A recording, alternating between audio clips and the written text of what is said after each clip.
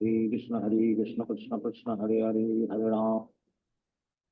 Hare Krishna devotees, please accept my humble obeisances. All goes to Sri Prabhupada and Guru Maharaj.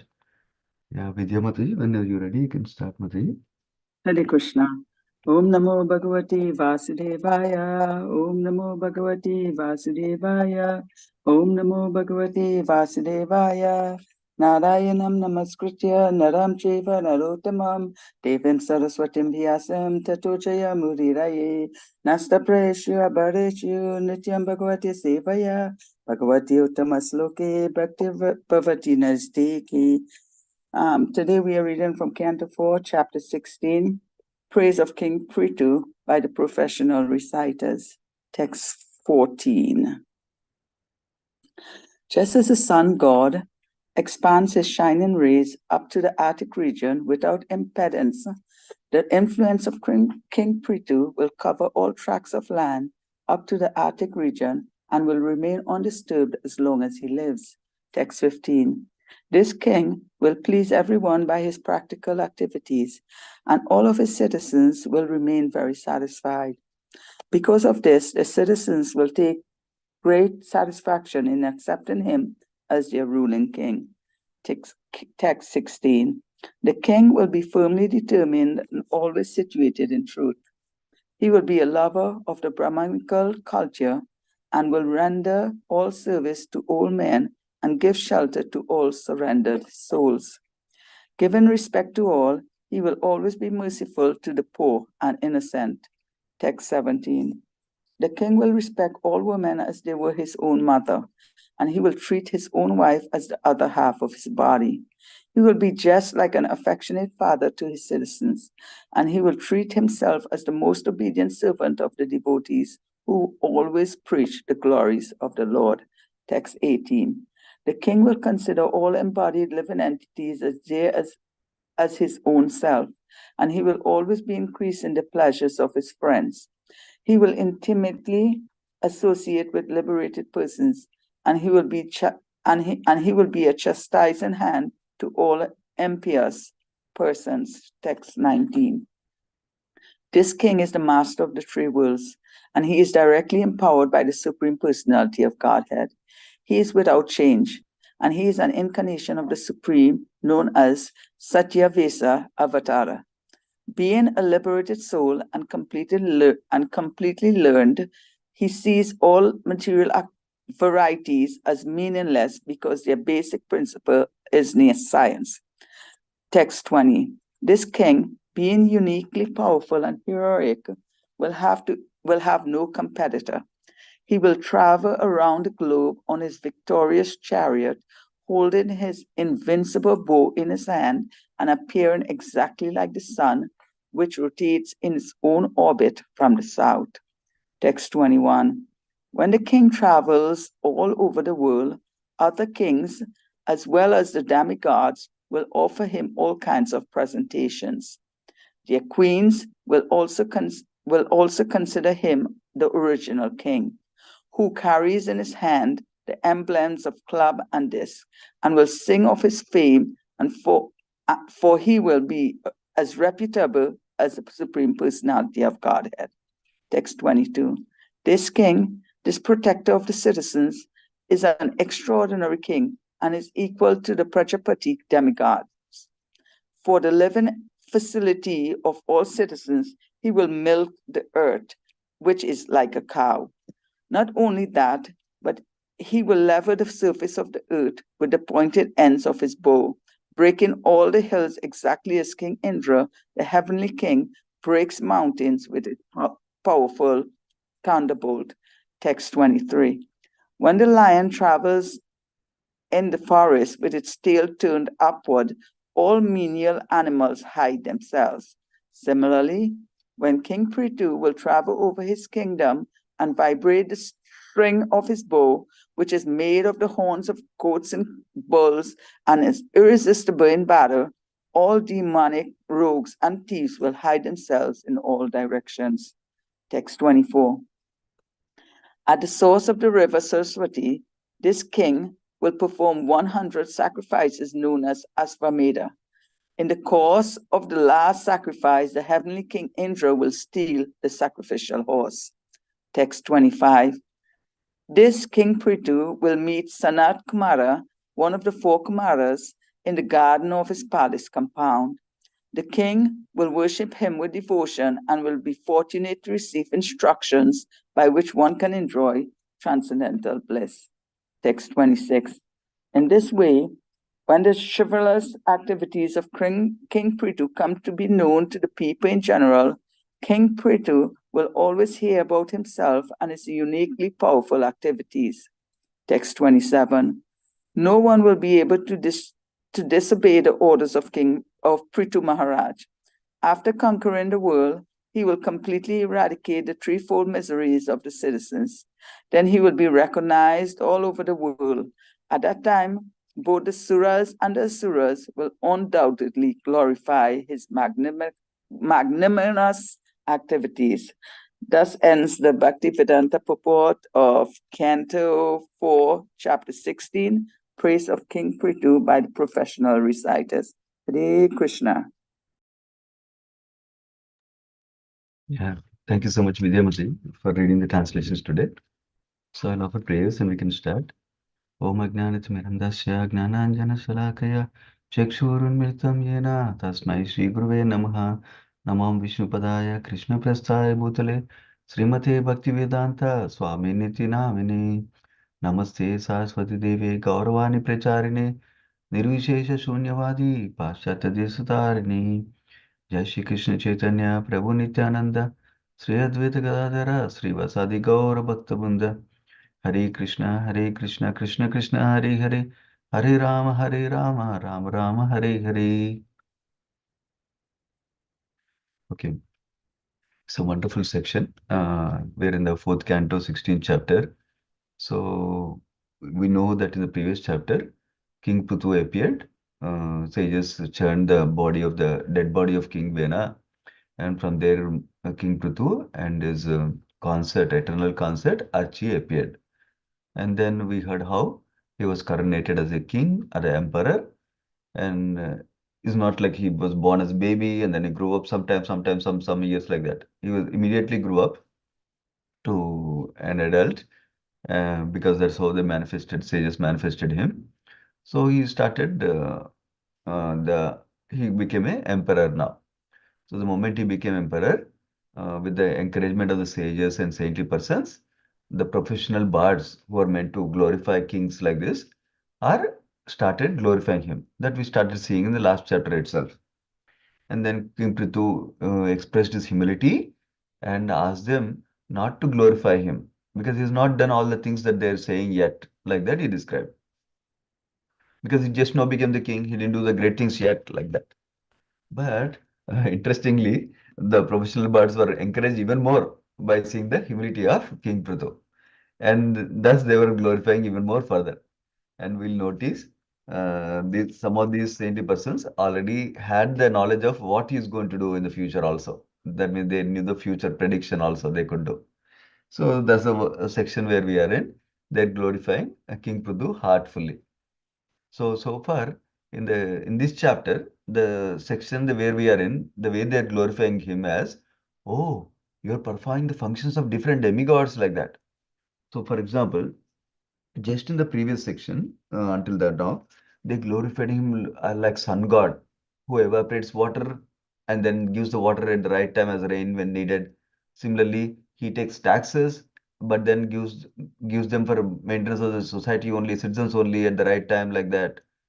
And then they glorify him as a Bhumi, Mother Bhumi, or the earth, like how he tolerates like earth. And then they glorified him like Indra, like he supplies rain like Indra.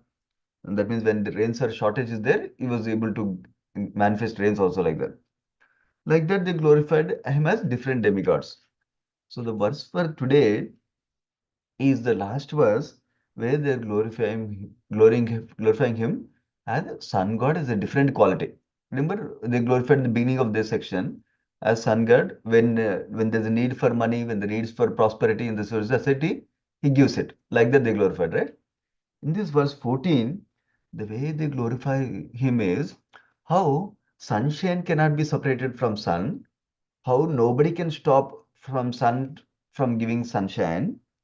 Similarly, King Prithu's rule, nobody could stop. That means his ruling power was so strong. So nobody could impede his ruling like that. Nobody could stop his ruling like that. Nobody can take away his ruling power from him like that. That is how he is glorified in the text number 14 today. That is the first section. That is the last verse of that, where they're glorifying him as demigod, like functioning like a demigod like that. Coming to in the purport, yeah, basically you could rule everyone without any disturbance. That's what we discussed like that. Okay, now going to text 15. Text 15 he says, okay, maybe I should share my screen also for some time till we are discussing the verses directly. I will discuss the verses and then we'll discuss some practical lessons that we can apply in our life from this section. Yeah. First, we'll go through what verses are telling us and what Prabhupada is telling us in purports, and then we'll also reflect on what does it mean, how can we apply it in our life like that. Because the overall section is about praise of King Prithu by the professional reciters. That is the title of the chapter also. Yeah. So in the text 15, we're hearing how the king will please everyone by his practical activities. So sometimes we think that we're serving everybody, but we don't do any practical service for them. So here is indicating how is practically serving others to please, citizens to please them. Number one. Then because of that, all of his citizens were very satisfied. And because they were satisfied, they were satisfied in accepting him as their king also. So one way, uh, one way to help others to accept uh, us as responsible uh, protector above them, that means for our dependents to be happy under our care and accept us as protector for them, is to practically serve them, practically keep them satisfied, not just materially, but also by helping them to grow spiritually also. So this is a lesson we can learn from this verse, that by practical service we can satisfy anyone. At least most people, of course. Yeah. Then text 16, this talking about how this now he's talking about some of the great qualities, transcendental qualities. This section is talking about transcendental qualities that King Prithu possessed. So the one of the quality here is he is firmly determined, dridavataha. So that means uh, when what does the determination mean? When we have a goal, then we march towards the goal irrespective of whatever distraction comes. Too much enjoyment comes, too much suffering comes, doesn't matter. I tolerate and I march towards my goal. That is what is the measure of or a symptom of a determination, fixed determination. And is always situated in truth, is always truthful. Truthful is at two levels. One is at a mundane level where we don't speak lies like that. Another higher level of being truthful is truthful to our constitutional position as a servant of Supreme Lord. That's a being really situated in truth means being really situated as a servant of the Supreme Lord like that. Yeah, that's the other quality he has. Another quality is he's a lover of Brahminical culture and will render service to old men and give shelter to all surrendered souls. So Brahminical culture means we hear many times how Prabhupada explains Brahminical culture. Brahminical culture means respecting Brahmanas, respecting old men, respecting women, respecting cows, and respecting and protecting children. Those are the key components of Brahminical culture. And another main aspect of Brahminical culture is supporting all the citizens' growth spiritually, not just materially. That's another important aspect of Brahminical culture. So, so one aspect of Brahminical culture is being glorified here, which is you serve the old man. And old men, Prabhupada explains in the purport, are of two categories. One is old by age. Naturally, when somebody is older than us, we respect them. Our parents, other elders in the society, we respect them. We care for them. We see how we can serve them in whatever capacity we can. because they offer so much service to society already. Now at this stage, they actually need help to help to live in the society. And uh, that's why when we understand that they already contributed so much, now we need to serve them to honor their contributions like that. Then we naturally be situated in a service attitude towards the old people. Number one. Number two, by serving them, by keeping them happy, we're giving them opportunity for actually share their wisdom that they learned in living the life. Maybe the wisdom may be as simple as, oh my God, in the young life, I used to think nobody can beat me. I can enjoy life forever. But now I'm understanding I cannot walk for a long time. I cannot sit at one place. I cannot even sleep for some time. I don't even get sleep in the night time. Even that wisdom they share, that helps us to understand the misery of the old age. So, but even better, if the older devotees, they will share, oh, I used to be so proud about myself as a devotee in the beginning. Now I understand, actually, I'm just starting in bhakti. They might share some wisdom like that, old people. Then that will be helpful for us to understand, wow, I should not become proud of my services I'm doing. I should not become proud of my bhakti even. I should cultivate my devotion service nicely like that. And sometimes the old people, old devotees might even guide us in practical things also. For example, there was a devotee in our congregation who used to tell me, when you get the Aarti plate, give it to this elder devotees first instead of giving it to small children. Because when you give to elders first, then their mercy, even the elders' mercy is also coming for the small children when we give the Aarti to the children like that. That's how he practically trained me also. Otherwise, we don't know why this practice is being followed in ISKCON. That's why old people should be respected for their wisdom, for their experience that they can share, and for their contributions that they made in their life already. Number one. Now, Prabhupada also mentions old people means people who are old in knowledge, like Brahmanas. Brahmanas are enriched with their knowledge and enriched with their wisdom. So, King Prithu naturally respected the old Brahmanas and served the Brahmanas, it seems. And of course, he gave shelter to everyone who takes shelter under him. So that is the same thing, same principle we can also learn. Each of us have some responsibility in life for others, whether it's family members or some members in society, some members in the community who take shelter. We need to think about their welfare, not just think about how they can serve me, how I can enjoy, not how we can serve little way for them to make next step in spiritual life, whether it's our children, our family members, or others in society like that. Yeah, in our own way.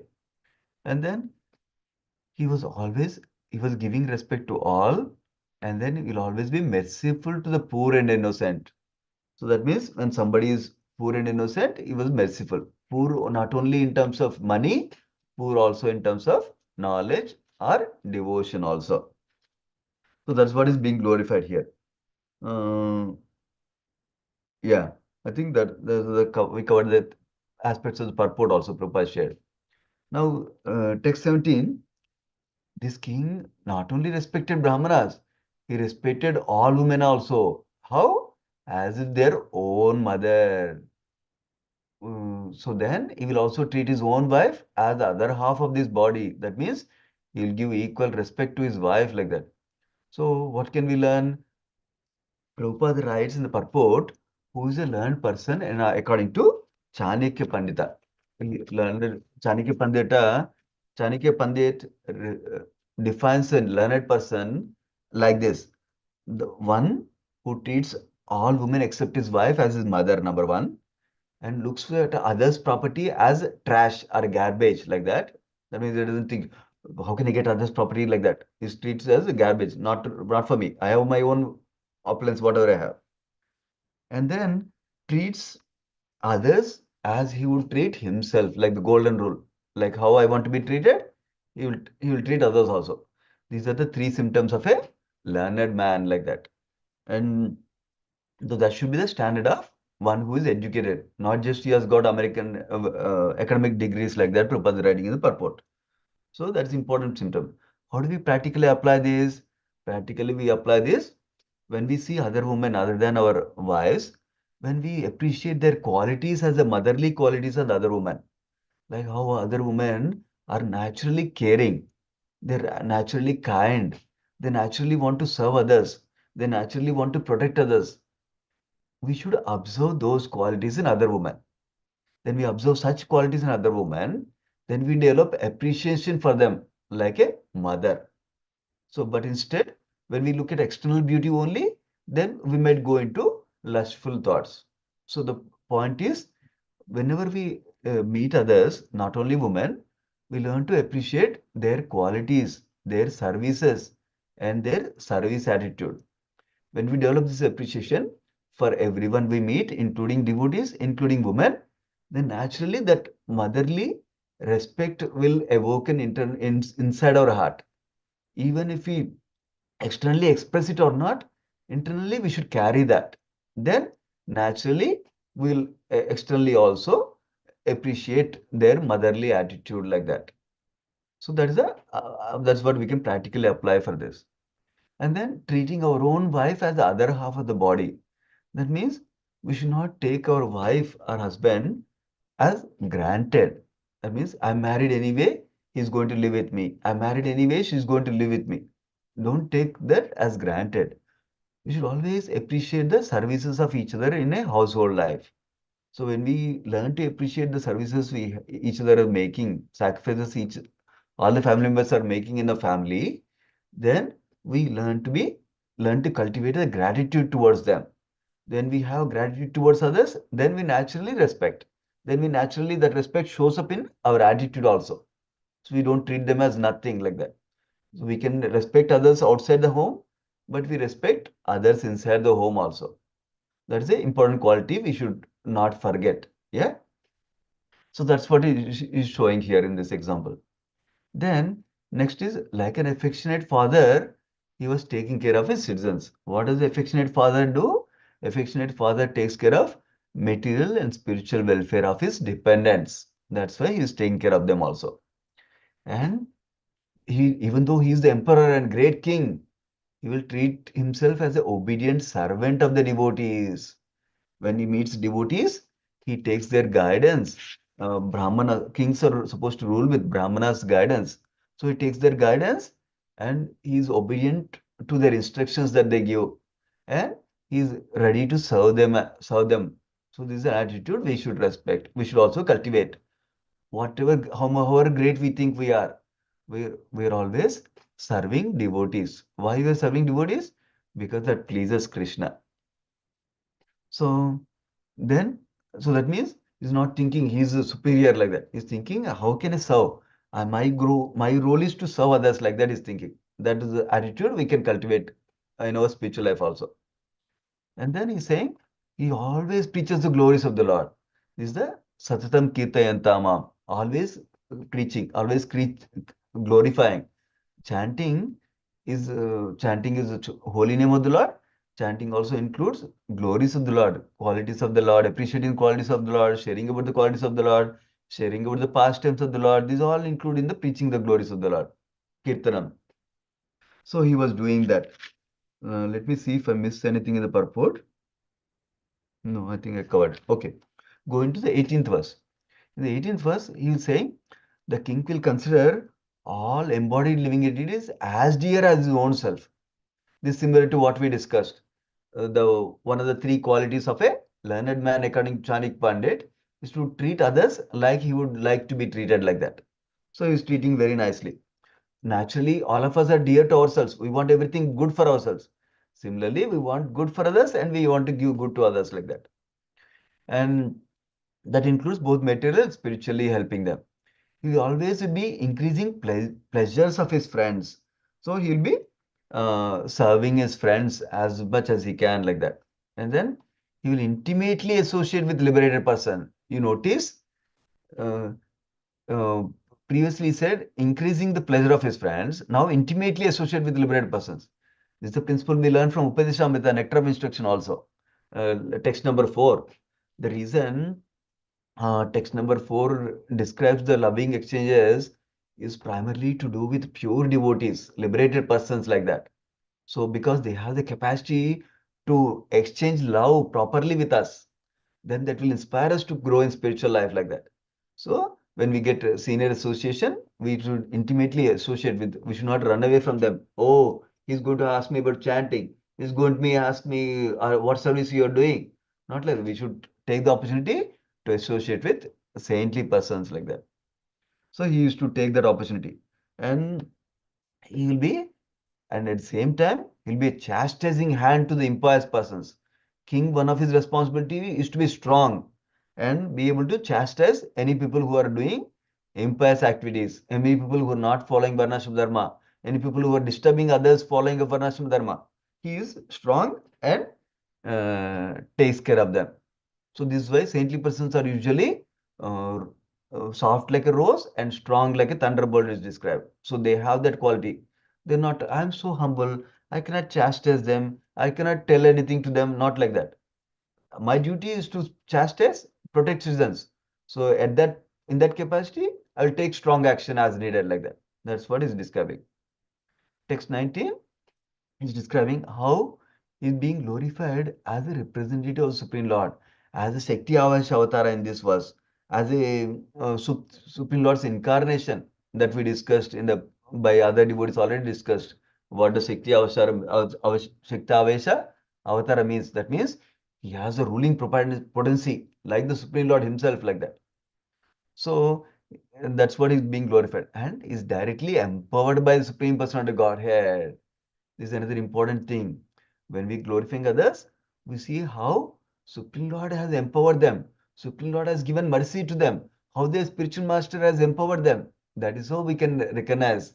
When we recognize how they're receiving the mercy, how they're receiving the power from bhakti, then we'll appreciate not only them, we're appreciating Krishna at the same time, and we're appreciating the higher senior devotees like spiritual masters, and we are also appreciating the power of bhakti, and that helps us to get more and more inspired to practice bhakti more and more nicely also. Then, and is described as is without change. That means continue to do a devotional service. So the change is the purport Prabhupada explains. This is also described in Bhagavad Gita also. How spirit soul does not change its position like that is described. What is the position? Our constitutional position is as a servant of Supreme Lord Krishna. So that servant attitude, servant position, we're not changing. We might change. Today we'll be doing this service, tomorrow we'll be doing another service, that's okay. But still we are doing service to Supreme Lord like that. And then we discussed about how he's a Shakti Avatar because he has ruling potency of the Supreme Lord personally. And being a liberated soul and completely learned. He's such an elevated person, already liberated, already completely learned. So what is that doing? That is giving him spiritual vision, not a material vision. So he sees all material varieties as meaningless because he understands they are not of value. What is of value is the spiritual nature, spiritual soul inside all living beings. That is what is respecting. That's what is being described in this particular verse. That means he's able to see everyone has a spirit soul, everyone has the potential to serve Krishna, everyone has the potential to become pure devotees. Coming to text 20, and this section is still glorifying the transcendental qualities of King Prithu. So he's saying, King being uniquely powerful and heroic will have no competitor. That means nobody can compete with him. He is so powerful. He is empowered with power like that, ruling power. And then also is describing something that you will do in the future. In the future, what we'll do is like how sun rotates in the orbit. That's how we're getting daytime here, daytime in India, like that, right? So similarly, he will go behind sun. When there's nighttime in the planet, he used to get a daytime for that citizens at that time, like that. So that will be described later on, we'll see. So that's what he's describing, how he will go around the globe on his vicious chariot, like that, like sun. And then he also, actually next verse will talk about another aspect of it. So here is being glorified like a sun god, like that. Sun god, Prabhupada writes in the purport, he rotates at the rate of 16,000 miles per second, it seems. And then he is also glorified as Naradeva in this verse. Naradeva means is a qualified king who is representing Supreme Lord. Whenever somebody is protecting citizens nicely, then he is qualified as a to be glorified as a representative of the king, like that. And then text 21. So when the king is traveling everywhere, demigods were glorifying him with presentations. Even other kings were glorifying him with presentations, and even other kings were seeing them as original king, Adi Raja, it seems. Adi Rajam. Prabhupada writes Adi Rajam is Supreme Personality of Godhead, Narayana. So they're seeing him as representative of Supreme Lord because he's personally supervising the distribution of wealth and maintenance of all the citizens properly. Then in text 22, he is glorified as extraordinary king and equal to Prajapati demigods also, like that. In the previous section, we saw how he is glorified as performing different functions as demigod, right? Like that. So then, for the living facility of citizens, what did he do? He is milking the earth in the form of a cow because there's scarcity of natural resources. So he will see more details coming up. How he will milk the earth in the form of a cow to produce all the natural resources that people need to be happy and peaceful. And not only that, like how King Indra breaks the mountains with his thunderbolt Vajrayuda, he will level the surface of the earth with the pointed ends of his bow, it seems. Why do we need to level the surface of earth? Because if it's mountain region, people cannot do agriculture. That is the purpose of doing that. So he will make sure there's agricultural land for people to do nice farming so that they can sustain themselves like that. And in 23rd verse, this king is being compared with king. When lion is traveling in the forest, all the menial animals hide themselves. Similarly, when King Prithu will travel over the kingdom, then demonic rogues and thieves will hide away. They cannot, because it's so strong like that. King is meant to be such a strong, so that way people and any people who are unlawful, they'll be scared and they'll not do any unharmful activities like that.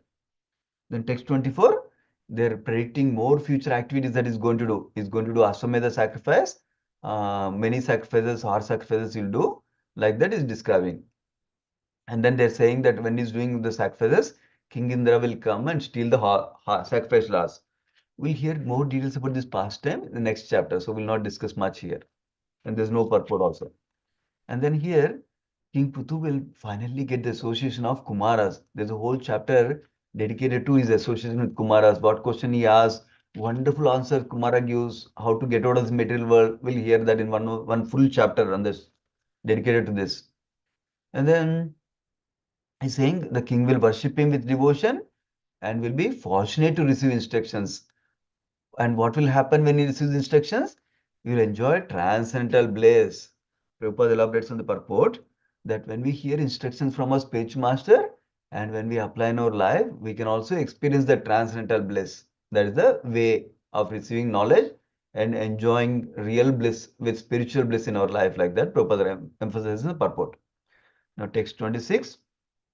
Uh, when the chivalrous activities of King Prithu are known to the people in general, King Prithu will always hear about himself and his uniquely powerful activities.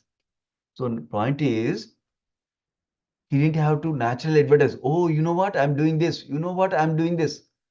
Citizens already come to know because he's doing the right thing in service mode. They already know about his glories and they are glorifying themselves naturally without him having to ask, can you, oh, you know what, I did this. Okay, now so that you can glorify me, not like that. Because he's naturally serving them, naturally doing glorious activities, they are glorifying him. Glory is coming naturally to him, like that. That's the point Prabhupada writes in the purport. Going to the last verse for today, he says, no one will be able to disobey the orders of Prithu Maharaj. We already heard, he's chastising the demonic so strongly that nobody dares to do anything incorrect, like the illegal things. And then he's not only giving them protection from physical things that we see, he's also giving protection in terms of tapatraya, the three miseries of life. Miseries from one's own body and mind, miseries from other living entities, miseries from natural disturbances from demigods. We already heard how he is functioning like demigods to take care of the one of the miseries. And how does it take care of other miseries, other two miseries? Because all the citizens are happy and satisfied, they don't disturb each other. And because all the citizens were engaged in spiritual welfare, so naturally they don't feel the miseries of the body and mind also. That's how he was ruling nicely, is described. Then is describing the purport, like they were not experiencing severe cold or severe heat also, and they were not suffering from mental anxiety also, from their own mind also. So, uh, if somebody is able to rule like this, they can remove the three miseries of the world, then only they can rule the kingdom. Prabhupada is telling that such a person who is so qualified to take away three miseries of the life should aspire to become a king, is describing like that. Now, having heard all the verses now, I will describe a few practical applications for us in our life. Because this whole section is about praising. King Prithu is praised, appreciated by the professional reciters or bards we discussed, right?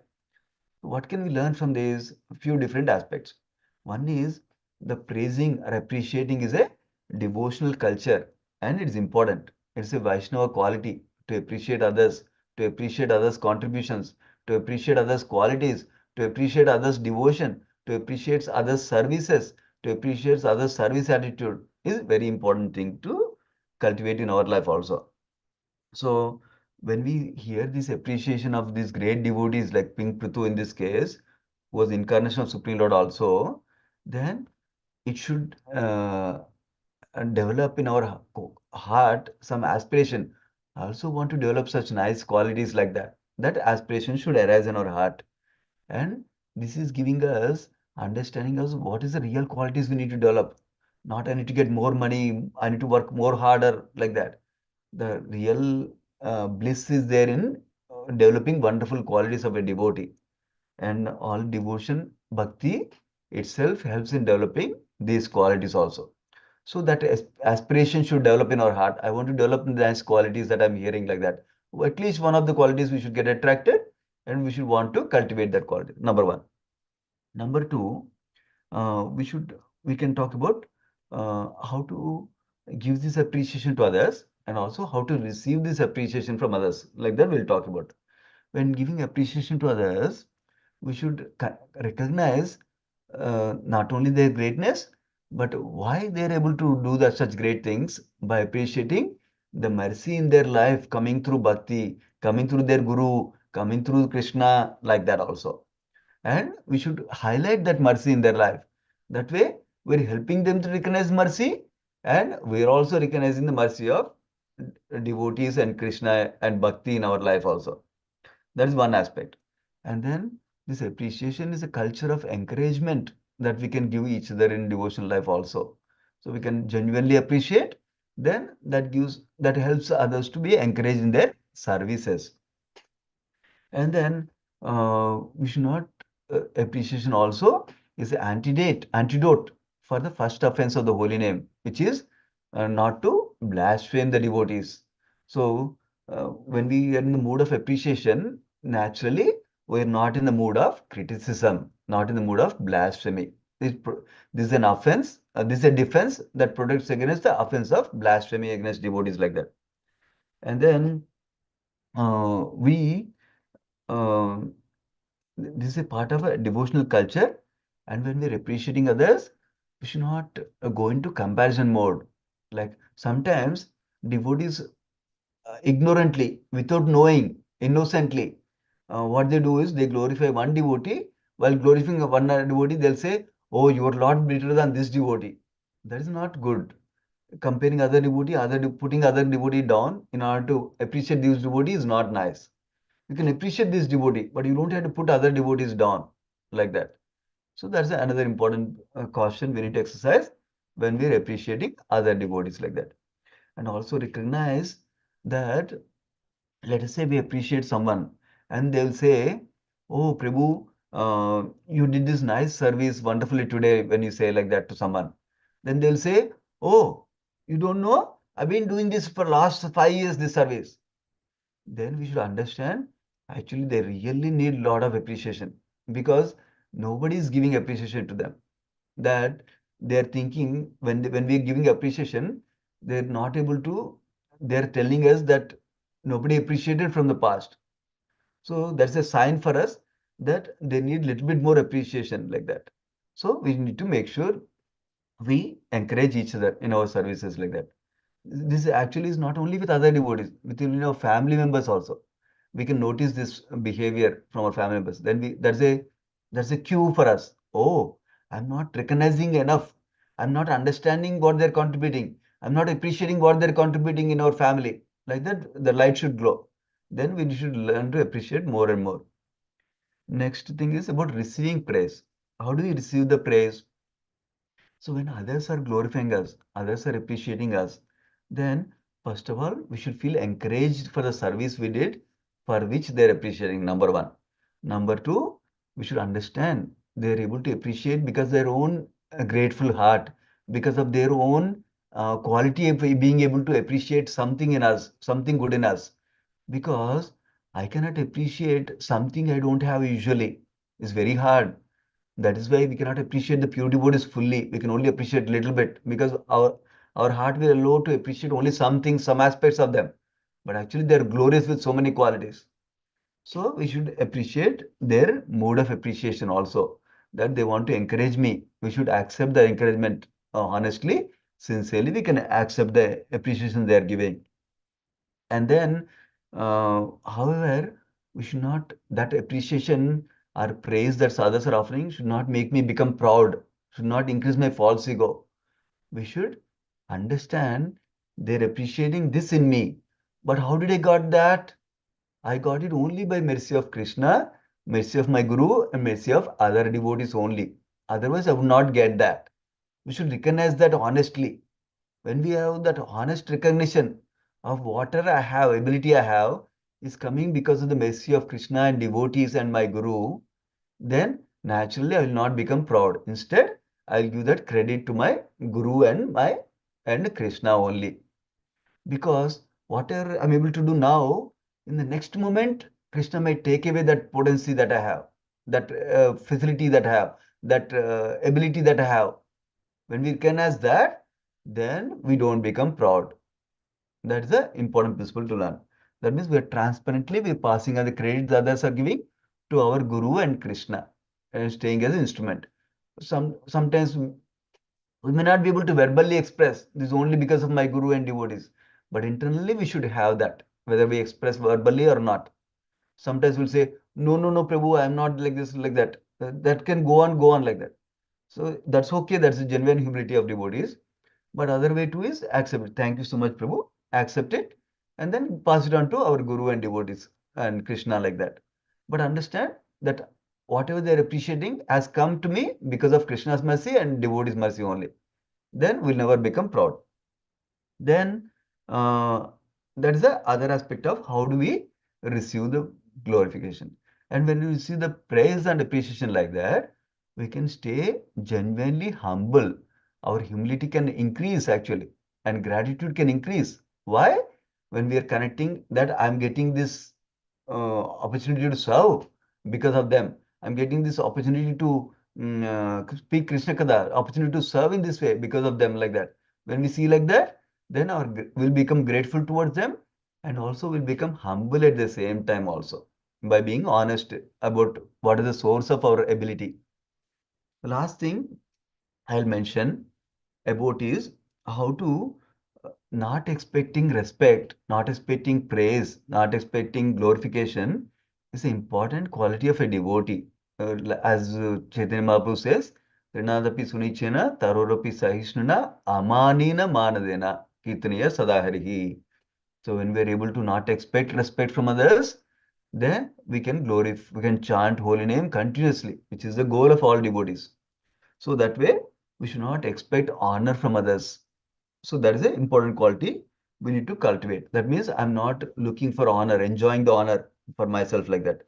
So, but however, we should we should strive in such a way that I can get appreciation of Guru and Krishna genuinely. That means my service should improve so much that my Guru will appreciate, Guru will recognize, and one day, either personally or Krishna will give them the information for sure. So he will appreciate internally.